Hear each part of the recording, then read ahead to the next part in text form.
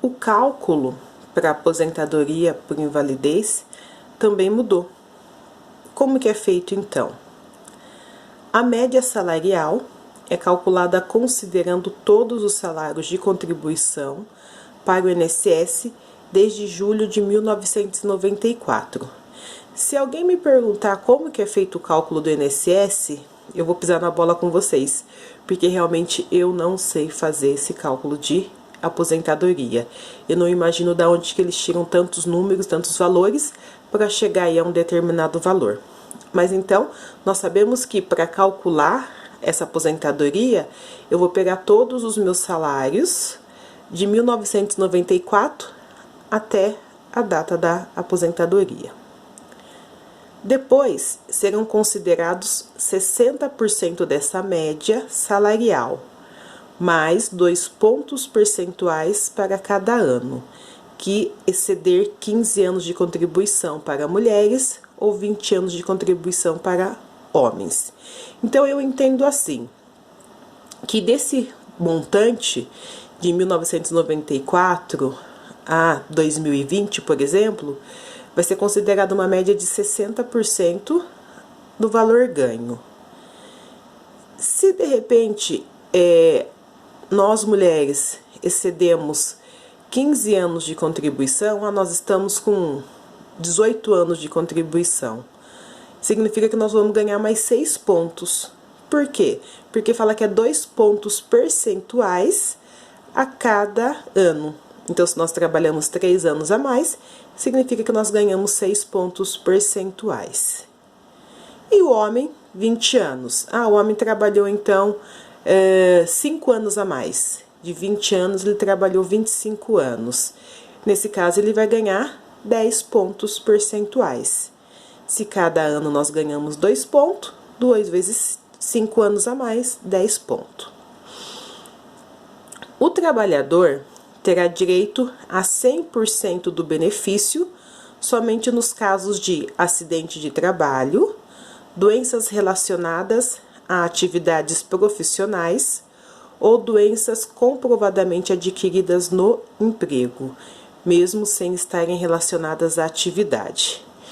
Então, quando a gente aposenta, a gente ganha aquilo que nós ganhávamos na carteira? Não. E quando a gente aposenta por invalidez? Também não. É realmente em cima desses 60% mais os percentuais dos anos atingidos.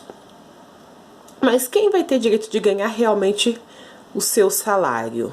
Primeiro, a pessoa que sofreu um acidente de trabalho e ela não consegue voltar a exercer nenhum tipo de função dentro da empresa. A pessoa que teve uma doença relacionada à atividade que ela fazia dentro da organização. Por exemplo, a pessoa sofreu um LERDORT. O que é LERDORT? Doenças repetitivas. E então ela não consegue mais ter um movimento firme no pulso, na mão, de tanto ela digitar, de tanto ela escrever. Comprovadamente que foi adquirida no emprego, ela também tem direito a 100% do seu benefício. Ou alguma doença que eu obtive trabalhando dentro da empresa. Não precisa ser, por exemplo, eu tenho problema de coluna porque eu trabalho sentada.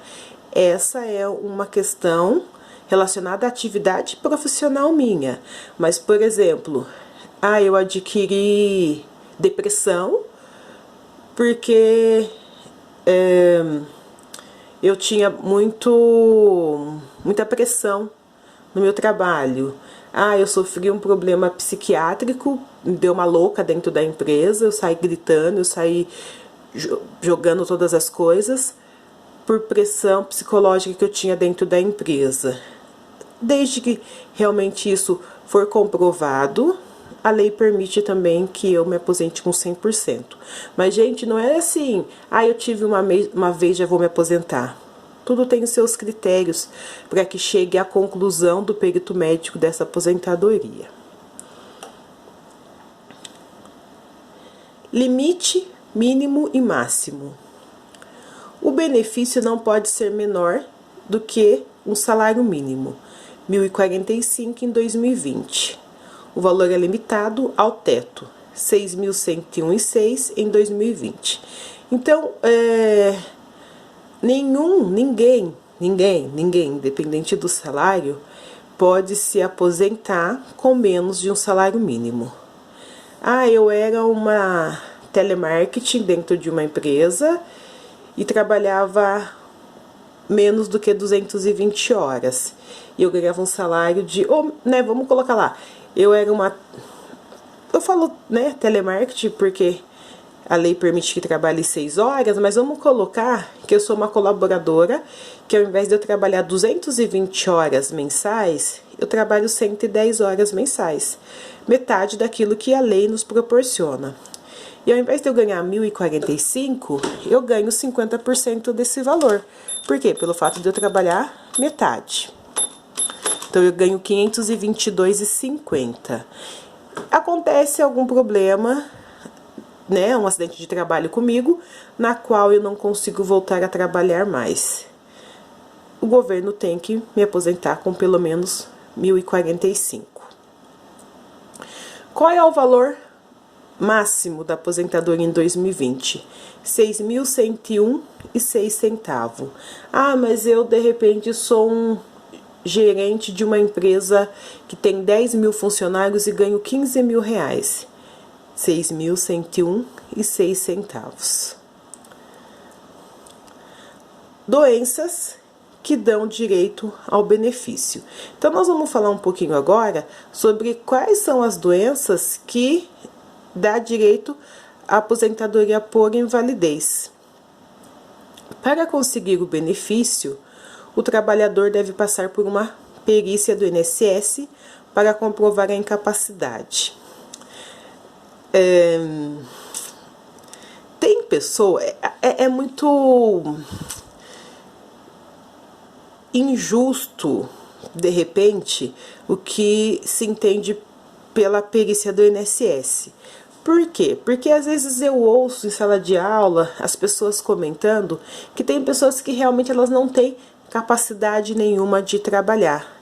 Elas demonstram que elas não têm capacidade. E de repente o perito acaba dando alta dizendo que ela é apta a exercer alguma função dentro da organização. Mas assim, nítido de que ela não consegue andar, que ela anda mancando, que ela tem a mão torta, que ela enxerga muito pouco de visão e mesmo assim precisa voltar a trabalhar. E por outro lado, a gente também sabe de pessoas que podem trabalhar e o perito acaba dando como afastamento. A gente ouve casos de pessoas que se dopam no dia da consulta com o perito para mostrar que realmente ela está totalmente fora da casinha e ela não vai ter possibilidade de retornar ao trabalho. Depois no outro dia ela tá normal, como se não tivesse acontecido nada. Mas, enfim, tem que passar por perícia. E realmente quem vai comprovar a incapacidade de voltar a fazer algum tipo de trabalho na organização é o perito médico. Não há uma lista de doenças que garantem esse tipo de aposentadoria. Depende da avaliação do perito. Exatamente isso que eu falei. Não existe uma lista que fala assim, a pessoa que perdeu o dedo, ela já pode aposentar. Ou a pessoa que toma remédio para se dopar porque ela não quer trabalhar, ela pode se aposentar. Não tem essa lista. Realmente,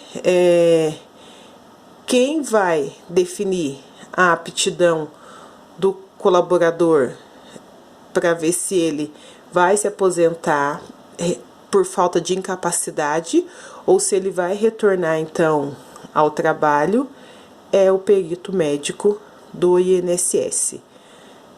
Realmente o aval final é dele. Vamos ver então agora algumas doenças que nós conhecemos que faz parte dessa aposentadoria por incapacidade.